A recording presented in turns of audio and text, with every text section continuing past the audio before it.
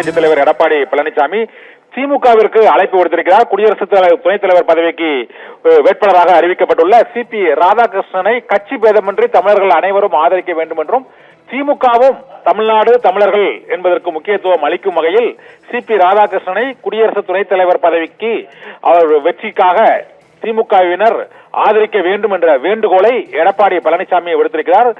திருவண்ணாமலையில் செய்தியாளர்களை சந்தித்த எடப்பாடி பழனிசாமி திமுகவுக்கு அழைப்பு விடுத்திருப்பது அரசியல் ரீதியாக முக்கியத்துவம் வாய்ந்ததாக கருதப்படுகிறது. அதிமுக பாஜக கூட்டணியை அமைத்துள்ள சூழ்நிலையில் பாரதிய ஜனதா கட்சியின் சார்பாக தேசிய ஜனநாயக கூட்டணியின் வேட்பாளராக சிபி ராதாகிருஷ்ணன் குடியரசு துணைத் தலைவர் பதவிக்கு வேட்பாளராக நேற்று இரவு அறிவிக்கப்பட்டிருக்கிறார். அது இந்தியாவின் துணை ஜனாதிபதியாக வரும் வாய்ப்பு தமிழரான சிபி ராதாகிருஷ்ணனுக்கு முதன்முறையாக இப்போது ஏற்பட்டிருக்கிறது என்பதால் அதற்கு திமுகவும் ஆதரவு அளிக்க வேண்டும். ஒரு தமிழருக்கு துணை ஜனாதிபதி பதவிக்கு ஆதரவு அளிப்பது திமுகவின் கடமை அவசியம் என்பதால் அவர்களும் கட்சி பேதமின்றி ஆதரவு அளிக்க வேண்டும் என எடப்பாடி பழனிசாமி இந்த திருவண்ணாமலையில் அளித்த பேட்டியின் போது அந்த அழைப்பை விடுத்திருக்கிறார். அந்த பேட்டியை இப்போது நாம் பார்க்கலாம்.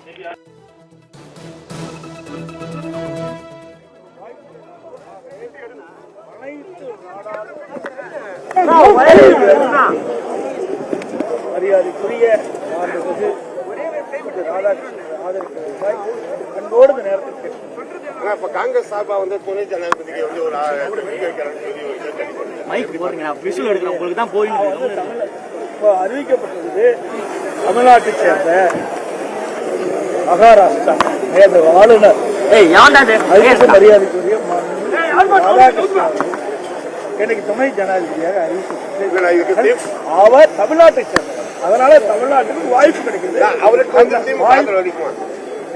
பேசி முடிக்க நல்ல வாய்ப்பு கிடைக்கும். இந்திய நாட்டுடைய துணை ஜனாதிபதி தமிழ்நாட்டை சேர்ந்தவருக்கு வாய்ப்பு அந்த வாய்ப்பு கிடைத்திருக்கிறது.